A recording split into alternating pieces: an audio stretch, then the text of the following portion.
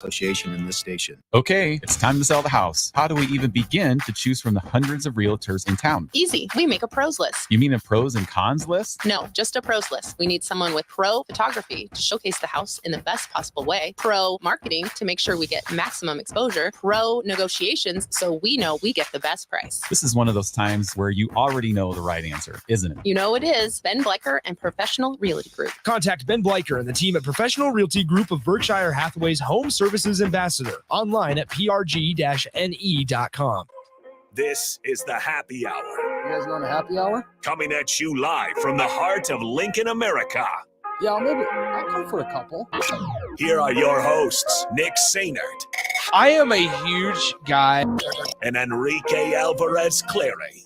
C is for chunk. Brought to you by Empire Fence and Netting on 93.7 The Ticket and theticketfm.com.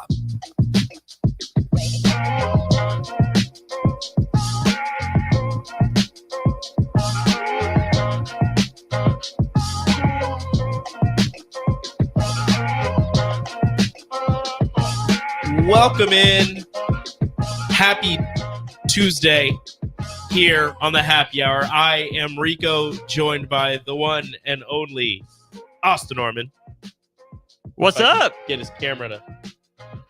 Maybe we'll go to Austin Norman. I don't know. We might go to Austin It's Norman. okay. Y'all have seen a lot of me recently. We'll see. Your camera might not be working for whatever reason. Great. We'll figure it out. But Austin's here. Just don't worry. He's here. You know Hello. What? We'll do this thing. We'll get Austin in the shot. Hi, everyone. I'm back. And there he is. Oop, too far. Okay. Today is Tuesday. This is the Happy Hour, 93.7 The Ticket, theticketfm.com. Thank you for joining us on this cold, windy Tuesday in the 6th day of spring, actual spring, here in the beautiful state of Nebraska. If you're joining us on the Starter Heyman Jewelers live video stream, Facebook, YouTube, Twitch, Twitter, X, Allo channel 961, or wherever else you decide to get it from, or if you're listening to us on the radio, thank you so much. If you're listening to us on the app, thank you so much. You can join in the show. Starter Heyman Jewelers text line, Honda of Lincoln hotline, 402-464-5685. Today is a big day here in Lincoln, as there's an introductory press conference of somebody who's been here for a week already and has made his face and presence known, attending multiple sporting events across the country, literally. Troy Dannon, the new athletic director for Nebraska, will be introduced, quote unquote, to the masses today at around 2 o'clock here. And we will have our very own Nick Sainert, this is why he's not here, is making his way down there to get prepared to, bring us all the information on there. So if you follow him on Twitter at Nick_Sainert, you can get some of the quotes via his Twitter. Or you can stay tuned here because we'll be carrying the interview live. Well, the presser live. It'll be a great time. It will be. It'll be a wonderful time. But for Get now, to listen to Troy Dannon instead of me. Exactly. Congratulations, you did it. You know what? Many people would rather listen to you. I've been told that many people really enjoy this time. Many people. Dozens. There are dozens of us. Dozens. At least a dozen people. But Austin. Rico. I want to get your take because you, my friend, were up in Corvallis for the women's first and second round matchups. Mm-hmm. How was it? It was great. It was a fantastic time. I'm not just saying that, it was an honor to go and represent the ticket. Not a lot of Nebraska media there, so it gave me a little bit of space to spread my wings and get a lot of content that I don't know if a different venue would have necessarily provided me that opportunity. But it was a blast. Beautiful, beautiful place, scenic drives, nice drivers that actually know how to drive with the speed limit. It was great. Take that. Didn't feel obligated to go 10 miles an hour over on an interstate. Very different vibe. Like the campus. I can't decide if the campus fit the city or if the city fit the campus. Oh, they just worked well together. Mm-hmm. Very green. It was rainy the whole time, but just kind of that little drizzle here and there. The sun would peek out a little bit, but after media availability on Saturday, I followed that little robot. If you follow me on Twitter, I saw that. Have I seen that little robot that I followed around for a while? Does Nebraska have those? I don't know. Does if anybody it doesn't, know then you need them, though. The delivery robots that you see, I know that, some of the East Coast schools have them. I don't know. I don't think UNL has them, but the little delivery robots where you can order something from your dorm and it'll like go to like the school store and they like load it up and then they send it and it'll like go to your building and like let you know like, hey, I'm here. You just come down, open the robot, and you get your stuff. Like, I don't think UNL has that. Somebody let me know if they do. I had not seen one of those before. And I saw it from a distance and I'm like, okay, I don't really know where I'm going or what I want to do, but here's this little thing that's just rolling around. I'm just going to get it on camera and see where it takes me. And where did it take you? It just kind of, it wasn't really their quad, I wouldn't say. I walked past is a decently sized green space with a few buildings around it. But their quad was a little further into campus. The video stopped because it was about to go up to another door. And I'm like, okay, if someone walks out to grab their food, they see me just videoing their food delivery robot, they'll be like, what's this guy doing? What's this guy doing? What's he doing? So that's why I stopped the video when I did. And then just toured campus on my own. It was wonderful. It looked like a fantastic. How would you compare it to Nebraska's campus? Different. I don't think they compare. I don't think it's a fair comparison. Okay. How about that? So it's better. No. So it's better. Got it. I'm an alum. Nope. That's all you have to say. I appreciate Nebraska's campus for what it is in the middle of downtown, right? Like I love City Campus. East Campus has its own, charm. Haven't spent a lot of time over there, but it was just different, right? And I like that it has a very Oregon State feel to it. Like if I didn't know it was Oregon State, I'm like, this just seems Oregon State. Yeah. Just seems like not Oregon. Yeah. But Oregon State.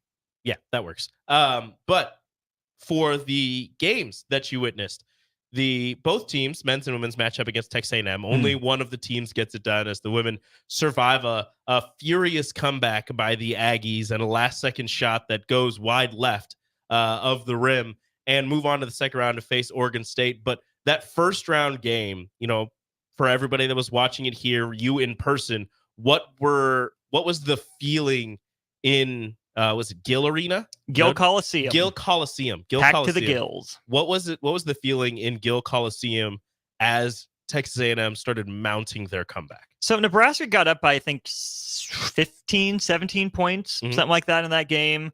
And you never really felt comfortable about it. Just kind of felt like Nebraska was making it work. And then Koulibaly got a couple buckets in the third quarter. Like, okay, good for Texas A&M, put up a little bit of a fight. Get to the fourth quarter and bucket closer, and a bucket closer, and a bucket closer. And there was nothing Nebraska could do to stop her. She had that perfect combination of size and speed and athleticism that Nebraska's guards weren't big enough to contest her shots, and their posts weren't necessarily quick enough to stay in front of her. I don't know what switch got flipped at halftime because it didn't even feel like it coming out of the locker room. I was there as A&M ran out of the tunnel, and they didn't run. Like they walked out there just kind of whatever, meandering, moseying. It was only a 7-point game at half. I'm like, okay, this is a little weird. If Nebraska comes out with a great start to the third quarter, which they did, like, okay, this game's going to be about over. And I thought it was for a while. Like, okay, cute run, A&M. You made it competitive a little bit. Yeah, good job. But they fight all the way back to take the lead. And Nebraska has to clutch up. And I've never appreciated this as much as I did being in the arena against A&M. The advance the ball rule is fantastic. Yeah, full court buzzer beaters and running full court plays. We wouldn't have had, the Leitner shot for Duke, for example, without it, or Chris Chioza against Wisconsin, whatever, Bryce Drew.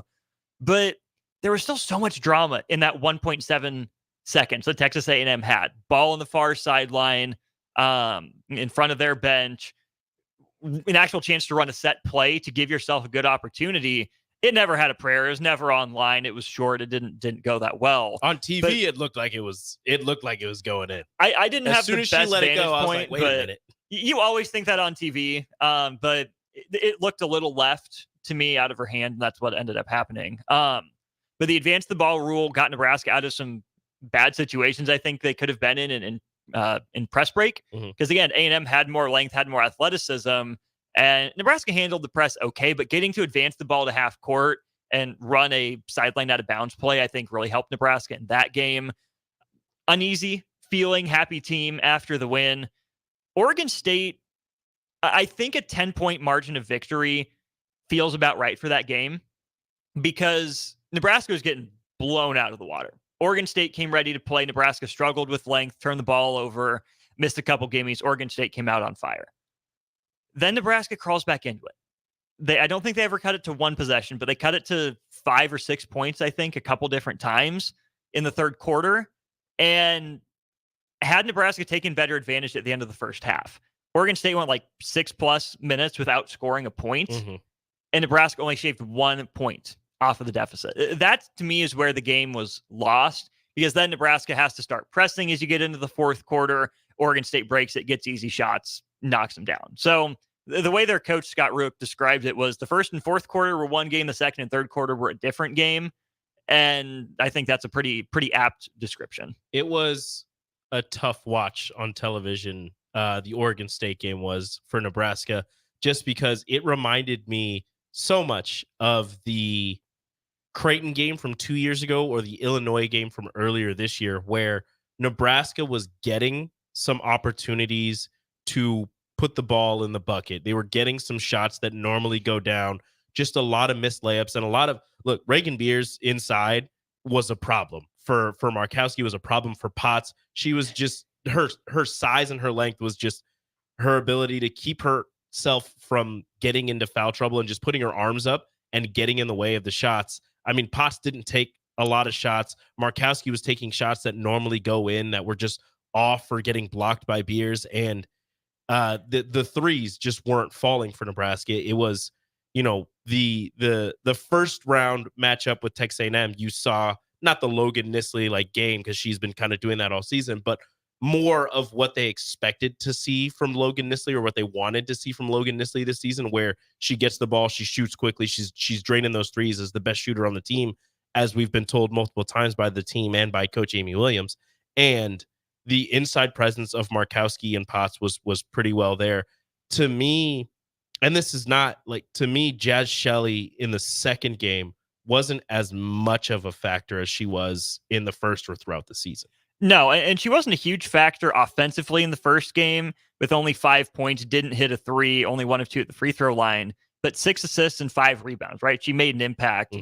Oregon State, again, I think it comes back to length. So in the post-game press conference after the Huskers Beavers, I asked Amy Williams, what are some lessons you take from this game into next year? She wasn't quite ready to answer that, which is fair. But some of the lessons that I take is Nebraska just needs to get a little taller. Like Jazz Shelley, really good player. We know. Logan Nisley definitely has a role. Callan Hake grew into her own this year. But Oregon State's guards weren't just more solidly built. They were taller. They were longer. And if Nebraska had a quickness advantage, that's fine. You can slip through a trap. You can beat them off the dribble. But so often Nebraska would have an advantage and either not use it off the dribble, or it would get erased because of the athleticism and length that Oregon State had. So Nebraska either has to recognize those moments of advantage and take advantage of them, use those opportunities, or they're going to have to get longer. They're going to have to get more athletic at all those positions, because you saw the length really swallow them up. And I'll even throw that with, Markowski and Potts. Markowski in the second game ends up with, I think, 8 points, but took her 17 shots to get there. Potts didn't get on the board till like halfway through the fourth quarter on a kind of broken play and a layup. Nebraska's post moves were pretty easily scoutable. You could tell that Nebraska had a move and a counter, and that was pretty much it in the post. And Oregon State knew that. They stayed down on the first move because they knew they were taller and longer to go for it. Nebraska wasn't able to create an advantage for either Markowski or Potts. And then because they didn't have that advantage, their 1 or 2 moves didn't work very well. So again, I think that's in those games where Oregon State is, bigger, is taller, is longer. That's where you need the stretchability of Markowski and Potts to show, right? No, you don't want them living out on the 3-point line all season long. But in that matchup, the way that Nebraska was going to either keep pace with Oregon State or give itself the best chance was by leaning into that stretch aspect, by drawing the bigger players away. Because I think Markowski's quicker than Beers. I think Potts could have done some things on the perimeter, especially spotted up. But instead, you kept the post stationed on the blocker or the elbow. Nebraska's guards didn't have anywhere to go and create. Darian White hit a couple tough floaters, but I wouldn't even say, she created easy looks. She just happened to hit a couple of hers, both against A&M and Oregon State. So you can see that Nebraska is a good team doing what it did to get there. The The truth of it is, though, is that Oregon State was better. And you saw it, that Nebraska just kind of lacked that last counterpunch to get over that hump. Yeah. And with the stretchability of Markowski and of Potts, I mean, Markowski's first 4 shots were from deep. Yeah. Just couldn't hit them. They were open. If she hits those, then all of a sudden Beers is going to have to come out, and then you have more driving lanes for a Shelley. It wasn't even Darian Beers White, that dominated the game for me. I mean, her stat line was pretty good, but to me, it was Gardner who hit a couple of those threes late in that game. But again, a little bit more athletic. And then Von Oelhoffen was unbothered on the perimeter, just completely unbothered. And I don't know if that was Nebraska's ball pressure or lack thereof. If it was a slight height advantage, but I didn't think Nebraska got into her grill as much as it needed to try to make her uncomfortable in that game. Not even close. But that's it as Nebraska's women fall in the second round. They win a game, though, for the first time since 2014, make the tournament for the second time in 3 years. Lost in the first round 2 years ago to Gonzaga. Made the NIT, I think it was quarterfinals last year, where they went down to Kansas and lost. But an improvement, make it to the NCAA tournament, win a game. Looking at one of your better recruiting classes coming in next year. We'll see what happens with Amy Williams' squad next year. But I want to get Austin's take on the end of the season, the final game for the men coming up in this next segment. We haven't heard from Austin after the men lost down in Memphis, and I'm sure he's just chomping at the bit to talk about that. And maybe I tweeted through it. We'll give him a little bit of time to talk about his Duke Blue Devils. I don't know. We'll see what happens. Coming up next on the Happy Hour. Follow Nick and Enrique on Twitter at Nick_Sainert and at Radio Rico AC. More of Happy Hour is next on 93.7 The Ticket and theticketfm.com. This is Monster Jam. Witness big air, two-wheel skills, backflips, and all-out racing. Monster Jam, as big as it gets. Brought to you by the original Super Glue. Stop by your local participating Westlake Ace Hardware locations for your $10 savings coupon. Restrictions may apply. See store for details. Coming to Pinnacle Bank Arena this Friday and Saturday.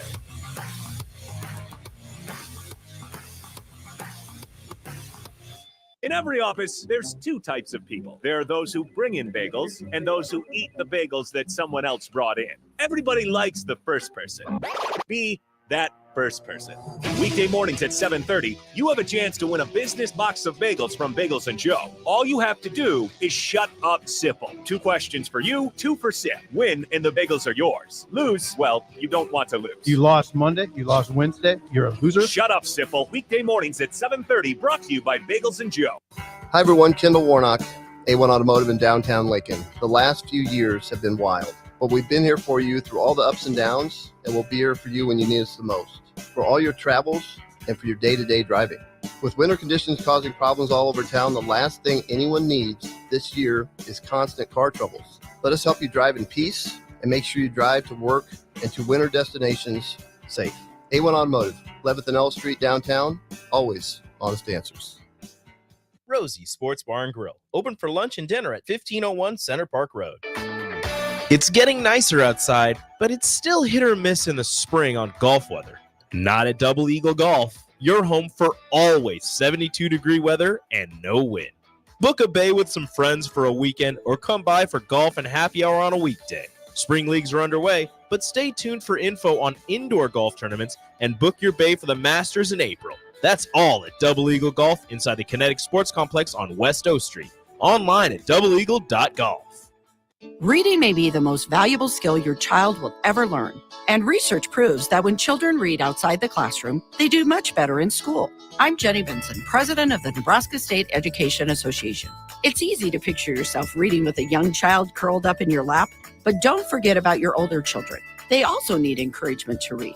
So set aside some time to read together and help your child achieve and succeed. Sponsored by the Nebraska State Education Association, aired by the Nebraska Broadcasters Association in this station. Okay, it's time to sell the house. How do we even begin to choose from the hundreds of realtors in town? Easy. We make a pros list. You mean a pros and cons list? No, just a pros list. We need someone with pro photography to showcase the house in the best possible way, pro marketing to make sure we get maximum exposure, pro negotiations so we know we get the best price. This is one of those times where you already know the right answer, isn't it? You know it is. Ben Bleicher and Professional Realty Group. Contact Ben Bleicher and the team at Professional Realty Group of Berkshire Hathaway's Home Services Ambassador. Online at prg-ne.com.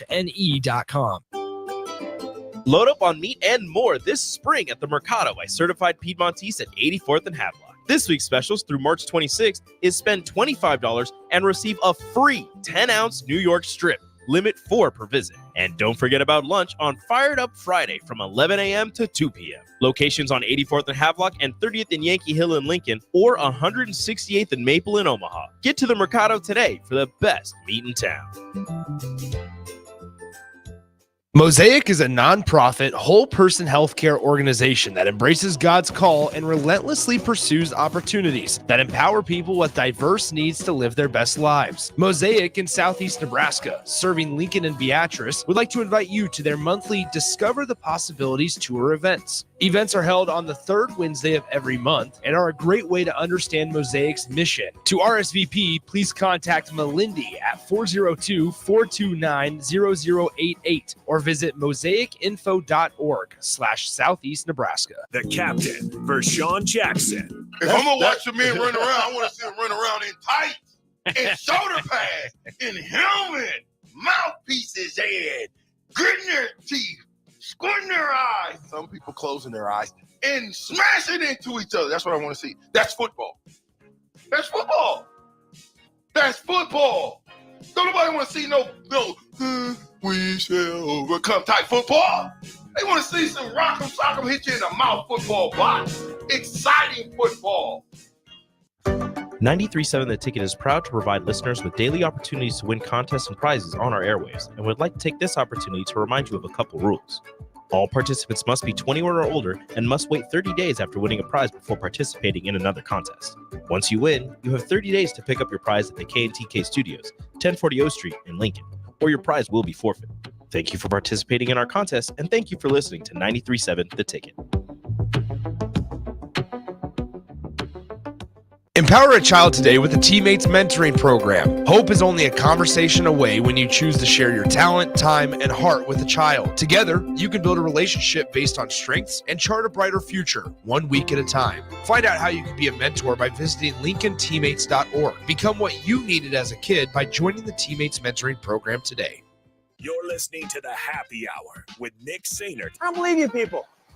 And Enrique Alvarez Clary. What do you mean, you people? What do you mean, you people? Huh? Sponsored by Empire Fence and Netting on 93.7 The Ticket and theticketfm.com.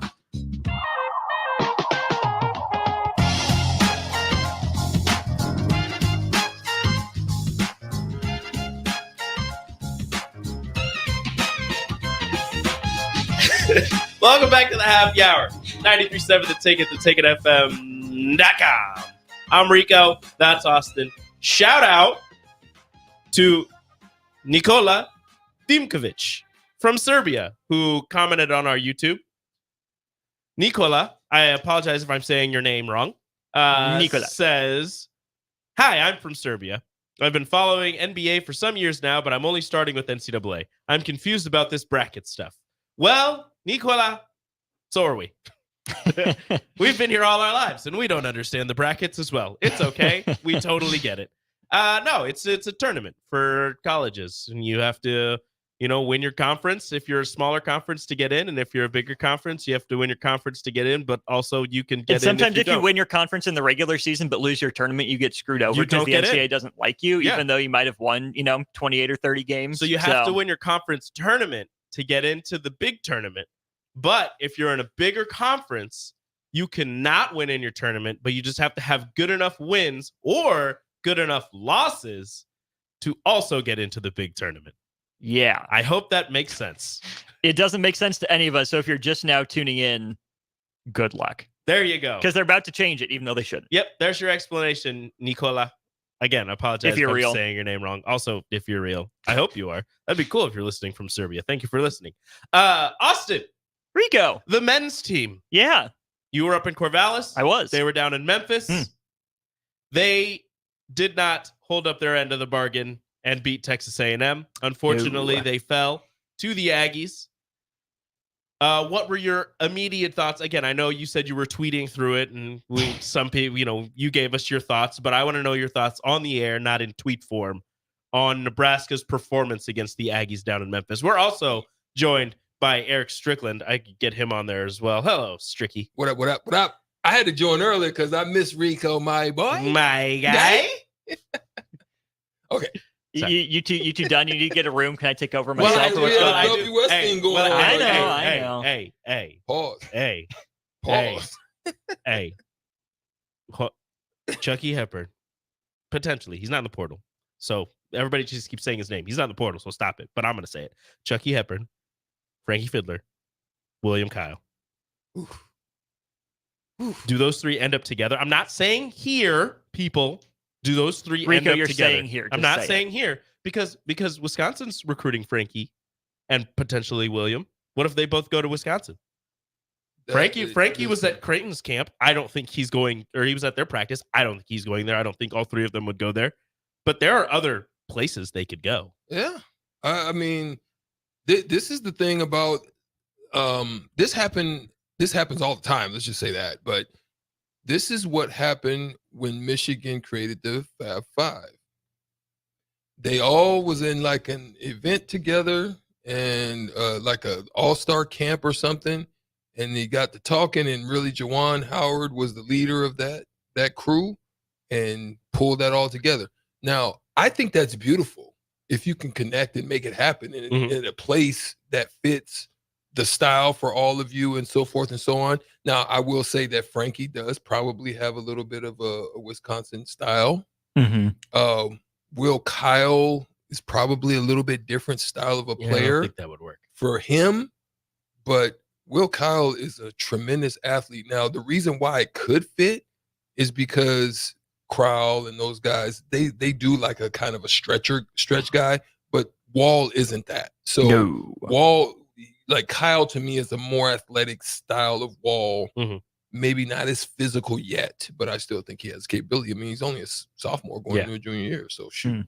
All three Bellevue West guys. It could work. I'm just saying. It's an okay high school. They did play Don't together. get it twisted. Nebraska is recruiting both of those same guys. Yes. And again, Chucky is not in the portal, so everybody calm down. No, I don't think he will. Nebraska recruiting all three of those guys. Tampering. Okay. Austin. Yeah. Nebraska lost to Texas A&M. Thoughts? Yeah. I'm just gonna go into the game because I have some things I want to run by Stricky during on the block. So that'll be more the big picture later. Yeah, the game itself, good start by Nebraska. You saw Casey start cooking, which was going to be great for Nebraska. And then it all fell off the rails, right? The scoring drought, the lack of easy looks. We saw Duquesne, Stony Brook to some degree, Northwestern, Minnesota both times. Teams that are longer and more athletic than Nebraska. Rutgers in the first game, especially once Juwan went down, kind of disrupt Nebraska's flow. And that's really what happened. But they took the opening punch from Casey, and then their length, their athleticism took over. Started pressuring the ball a little bit more. But really, it came down to the one guy you couldn't let beat you. And how'd he do it? Knocking down threes early. Wade Taylor was 1 of 4 on twos, but 7 of 10 from 3. That's a fine game plan if you want to let him, or Texas A&M sit back and shoot threes. Even though Wade Taylor doesn't shoot a high percentage, he's combustible. He's a flamethrower. He can go off. So you wanted him taking some more. He got too many easy looks, hit a couple, nice ones. Walk-ups, just one dribble, step in, easy. Obaseki going 3 of 5, not ideal. Radford hit his one, not exactly what you're going for. But what I said on Twitter, I'll say again here, like I said about Terrence Shannon Jr. Again, it's the one guy you can't let beat you, but they beat you the way that you would tend to prefer they beat you, which is rely on the weakest part of their game, which is their shooting. Shannon Jr.'s gotten a lot better. Taylor's percentages aren't great. But if that's going to be the strategy and he starts hitting like he did, that means Nebraska had to play a step closer, had to pressure a little bit more. And Nebraska wasn't able to use its length and wasn't athletic enough to keep up with him, even though he was smaller. So then when he runs into Nebraska's help, that's where he gets his 5 assists or later on. Because you have to play that step closer. He's not driving to score. We talked about that with a number of opponents, Stricky, how once Nebraska has to play that step closer, then it's essentially a numbers advantage for the other team. Get the shoulder by, get the quick feet, then you can drive and dish, and that's where a lot of the damage was done. I mean, Nebraska played basically even in the second half, 40-39. 83 points is nothing to sneeze at. Like, that's fine. That should be enough for Nebraska to win, but because Taylor started hot, that just had cascading effects down the defensive end, and Nebraska didn't have all year that true difference maker on defense who could say, okay, enough of this. I'm taking him. I'm stepping up into this lane. I'm not letting him get this pass off. They didn't even really like send a message, right? He didn't get into the lane, didn't give him a forearm, didn't knock him down, anything. Not trying to advocate for cheap shots, but Nebraska had no answer and or chose not to try and make Wade Taylor IV do something different, which is fine. Preseason SEC Player of the Year, he's really good, but it's still just disappointing to see because I don't think this had to end up being a 15-point game. No, I mean, how frustrating do you think it was? And I mean, Stricky, you were down there. How frustrating was it to? And I know, some people were saying this is not a good shooting team. I was one of those people. This is not a good shooting Texas A&M team. They do grab a bunch of rebounds. They've had their games where they shot really well, but in that game against Nebraska, they shot the lights out. How frustrating is it when you have a team who has shown the ability to get hot, but hasn't done it on a consistent enough basis where that's something that that's at the front of your mind. Yes, it's in the back of your mind. You're like, they obviously these are very talented individuals. They're playing Division I basketball, but in the back of your mind, you're like, they can shoot. But in the front of your mind, you're like, for the most part, we have to worry about boxing them out and getting these rebounds. Like, how frustrating is it when a team goes from shooting, I think it's 29% on the year, to shooting 56. over 50% in the game against you? Well, not only just 50% in the game, but 50% from three, Yeah. which is even more crazy because they shot like 20 coming in. It was like 28%. They shoot 28% from three. So you have that, but then you have three guys that took the majority of the shots. So you know what the game plan was. The game plan was we getting to the Baja, downhill to the Bayou on every opportunity. And what was frustrating for me is Nebraska they were on their heels, but wasn't ready. It was like it was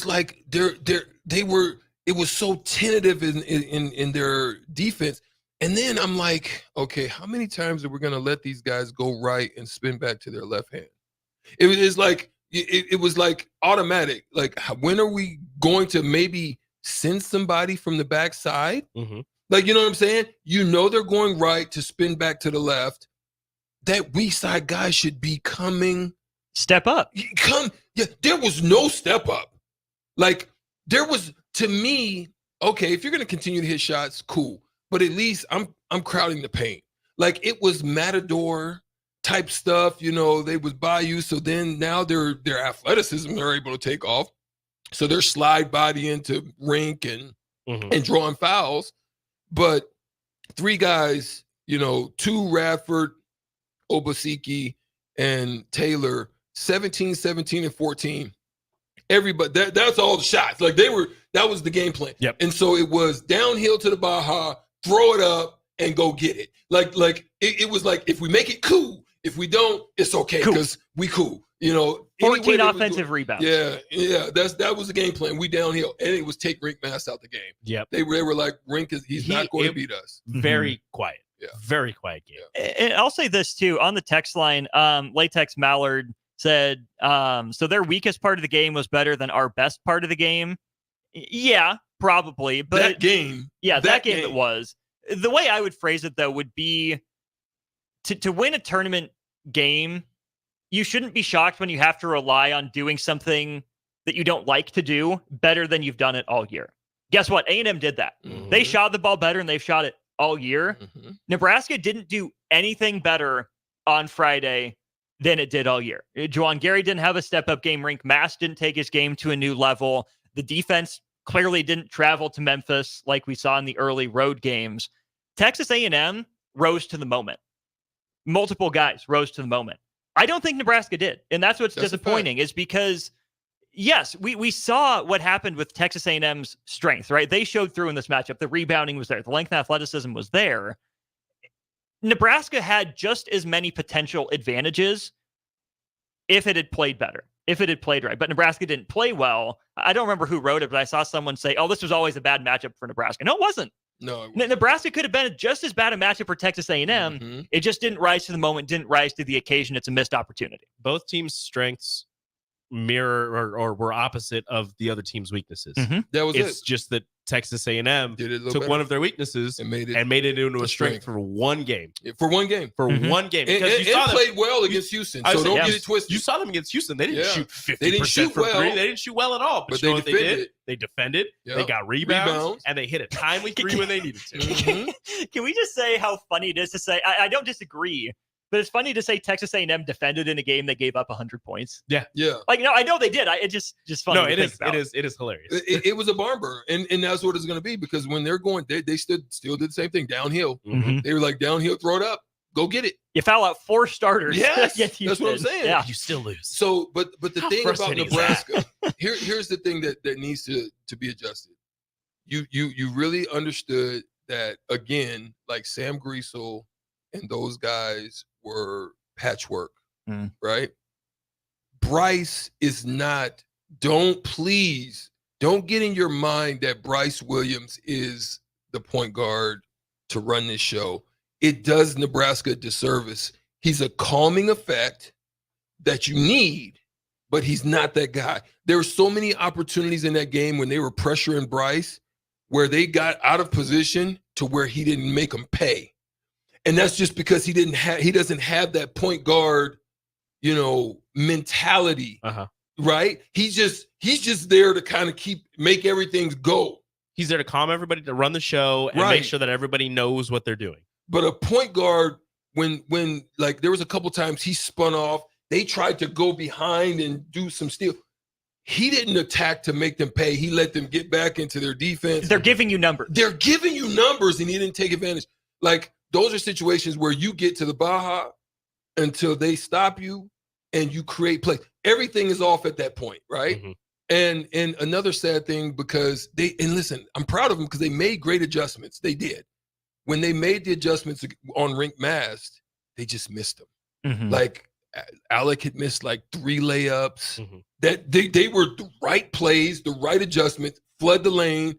They just didn't take advantage of it. And then when you got defensively deficient, Rico, they started doing. They had to adjust to Texas A&M, as opposed to forcing Texas A&M to adjust to you. Which then they had to throw lineups out there to try to cover. You had to throw out crazy lineups like it was. Joe Sam was out Hoiberg. there. Jacobson was out there. It was Sam Hoiberg. It was Jamarcus. Alec had to take Rink out. It was like 3 guys that you hope could. Because then when CJ was because he couldn't get his shot off. They were playing. They were long. Nobody could get their shot off, and nobody could create a shot. That's where the problem came for Nebraska. When they were at an advantage. Now, Casey got it off early, but then late wasn't able to get it off. Just not shifty enough, not quick enough. And not strong enough against the long athletic team. That's really what it was. So you got to make those adjustments. So what we're going to do here is we're not going to go to a break, because we are going to be carrying the Troy Dannon introductory press conference live here on 93.7 The Ticket. So we're not going to go to a break. I'm going to shift some commercials around, so we only have 1 commercial break left. But baseball season starts in 2 days, gentlemen. Yeah, and they're rolling. Baseball season starts in 2 days. And guess who we have on our airwaves again? The Garbage Royals. I don't know. Who is Bobby it? Witt Jr. Oh, gosh. makes his return in his MVP campaign. Cole Reagan's your AL Cy Young winner. This makes guy. his return to the airwaves. Boo, Bring boo, it. and boo. Inject it right here. Hook the Royals content up on my main line. Okay. Honestly and truly, how do you feel about this Royals season? 74 wins. Which would put them where in the 3rd or AL 4th. Central? Okay. They won 56 and 106 last year. It was not good. It was very bad. Worse than the Athletics? No. Also, I don't think it didn't feel as bad as the Athletics. They won a couple more games. Also, didn't feel as bad as DP Washington, or even like the Rockies. Just a garbage franchise in Denver. Sorry, Rockies fans. Oof. Here's the thing: the Royals are going to be better. They spent a lot of money. I don't think they got any true playoff difference makers, but they should at least be interesting in July and maybe August, which is a step forward. I ain't mad about it. And hey, they play in a crappy division, so if they get hot at the right time, they might be able to. Husker baseball is rolling though. That game got canceled today. It did. Yeah, it did. against K-State. So they could have kept it rolling. Why? Yeah. Inclement weather. It's cold. And I think it's raining down because they were supposed to go down to Manhattan. Man, yeah. But it stinks because they're playing so well.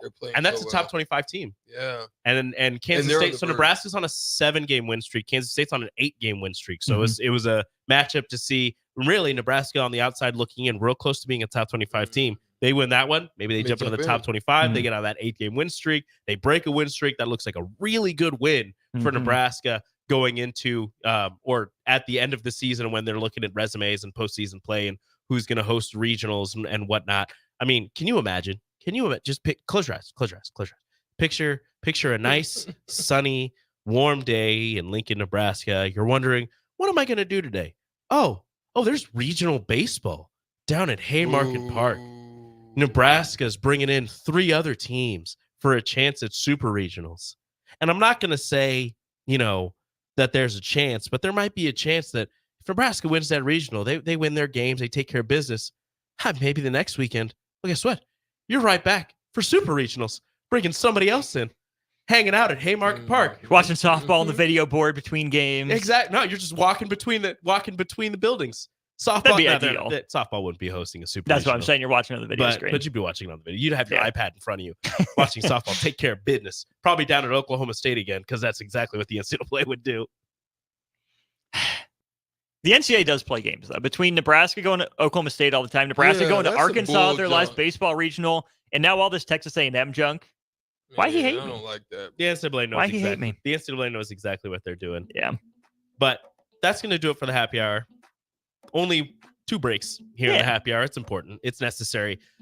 Keep listening here to 93.7 The Ticket as we bring you the Troy Dannon, new athletic director at Nebraska, introductory press conference, audio courtesy of Nebraska, the university.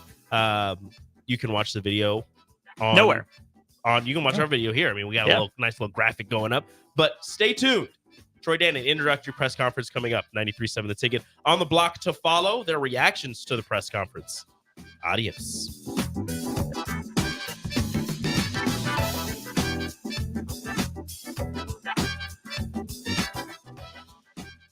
My dream was to work in commercial banking, but it required a college degree and I didn't have one.